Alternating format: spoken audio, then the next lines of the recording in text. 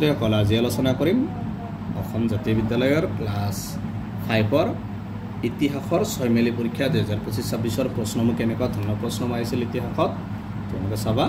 প্ৰথম এটো মোট নম্বৰ 50 সময় 2 ঘণ্টা 1974 দিয়া 12টা কোশ্চেন দিয়া আছে। 74ত 12 মাৰ্কে আছে। মহিৰংগ দানৱ কি জাতিৰ লোক আছিল? পৌৰাণিক আখ্যান মতে নৰকৰ পিতৃ কোন আছিল? বান ৰজাৰ জীয়েক উষাৰ বান্ধৱীগৰাকীৰ নাম কি আছিল? এনেকুৱা ধৰণৰ 12টা কোশ্চেন আছে। টোটেল প্ৰতিটোতে 1 মাৰ্কৰ কোশ্চেন এইবিলাক।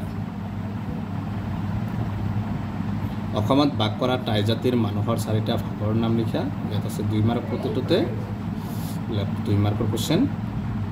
বা অসমত বাস কৰা টাই জাতিৰ মানুহৰ 4টা ভাগৰ নাম ইয়াত আছে 2 মাৰ্ক। ৰামায়ণ আৰু মহাভাৰতৰ সময়ত অসম ৰাজ্যৰ কি নাম আছিল? ইয়াত 2 মাৰ্ক আছে।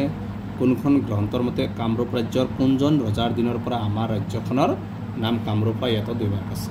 এনেকুৱা বাকী প্ৰশ্নকেইটা চাবা, এইবিলাক ধুনীয়া প্ৰশ্ন দি আছে 2 মাৰ্কৰ। এইবিলাক গোটেইকেইটা 2 মাৰ্কৰ।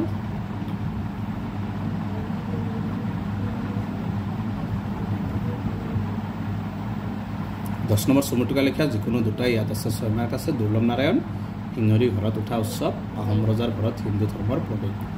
12 নম্বৰ ৰজা নৰকৰ ৰাজত্বকালৰ বিষয়ে বুজাই লিখা 4 মাৰ্ক আছে। খালী ঠাই পূৰ কৰা আছে 3 মাৰ্ক। ইয়াত 3টাই আছে। 13 নম্বৰ ভাস্কৰ বৰ্মনৰ ৰাজত্বকালৰ প্ৰধান কথাসমূহ বিষয়ে লিখা 4 মাৰ্ক আছে। আভ্যন্তৰীণ মূল্যায়ন আছে 5। গতিকে এটা আছিল ক্লাছ 5ৰ আপোন দেশৰ ইতিহাসৰ প্ৰশ্নমুখ। গতিকে আজিৰ ভিডিঅ'টো এইখিনি।